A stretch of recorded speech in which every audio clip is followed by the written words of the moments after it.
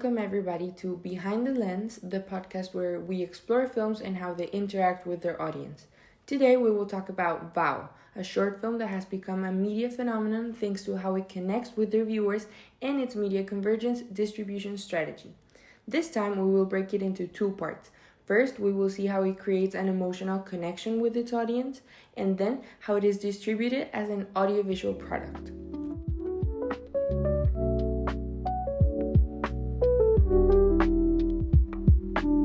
So to begin with, we will talk about the connection it creates with the audience, because many people after its release are wondering how does it do that?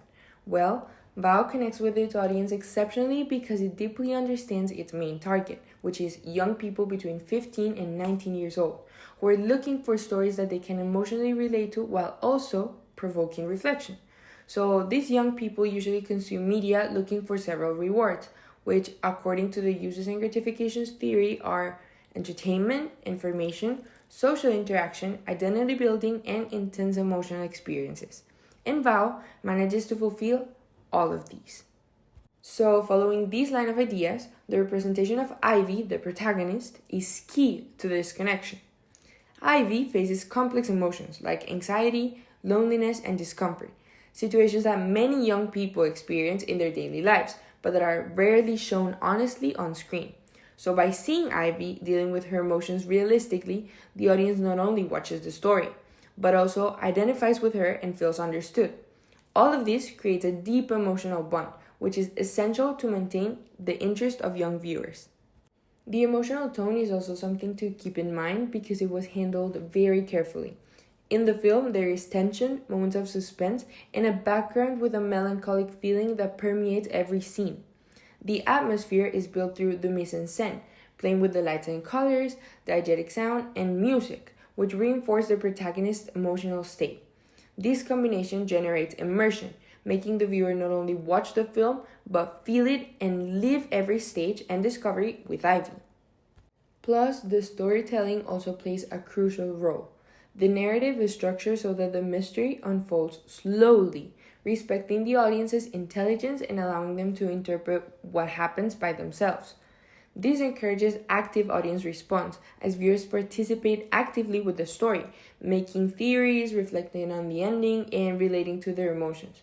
The film is not a passive media product. Instead, it invites the audience to reflect and discuss. The combination of all of these factors, the meaning, the target audience, the emotional tone, representation of young people and mental health, atmosphere, storytelling, and immersion mechanisms makes Vow fulfill the audience's needs, which increases their engagement. People look for content that entertains them, that makes them feel something, reflects their identity, and allows them to interact with others about what they're watching. Vow does all of these effectively, generating not only common viewers, but an emotionally involved community.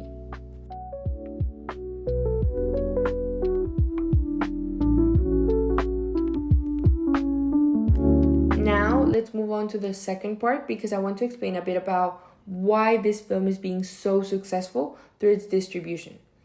But for this, I will use a different approach, imagining the distribution of Vow as a map, where each platform or strategy used is a destination, and we will move on point by point, taking a tour that shows each stage in the marketing process.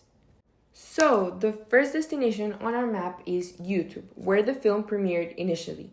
The decision was strategic, basically because of its accessibility and ease of use, adding the fact that it is not a very big production, so it was also the simplest and most suitable way to reach more people. In this way, everyone could access the film without barriers, and the format allows sharing, commenting, liking, and creating playlists that encourage community viewing.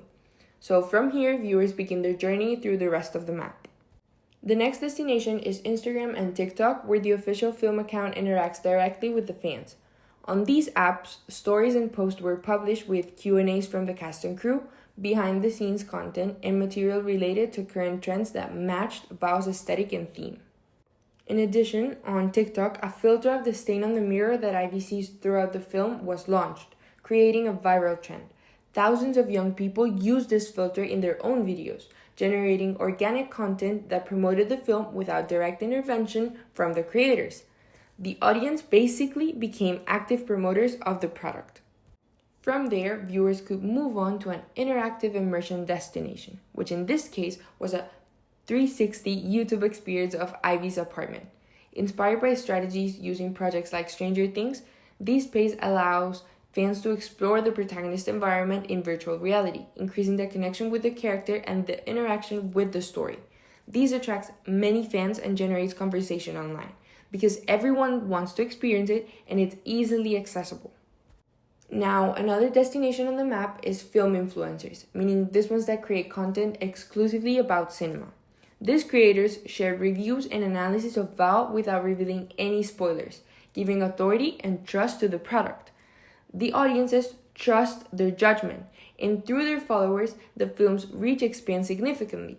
Also, since VAO deals with deep and reflective themes, these influencers were ideal to highlight the emotional and narrative value, making sure that the film was not just seen as viral, but perceived as a meaningful content. Finally, the last point on the journey through this map includes content generated by fans and media, such as podcasts, analysis videos, theories, blog reviews, and social media comments. All these content, without direct intervention from the creators, keeps the film active in public conversations and amplifies its media presence, closing the distribution cycle in an organic and effective way. So basically, in this way, VAO works as a complete media text, as the audience discovers it, interacts with it, immerses themselves, shares it, and finally participates in its promotion, showing how an audiovisual product can be much more than a film. It becomes a transmedia, emotional, and interactive experience.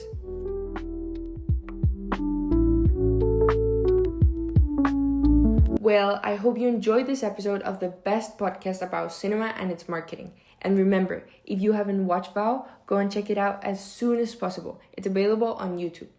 See you next time!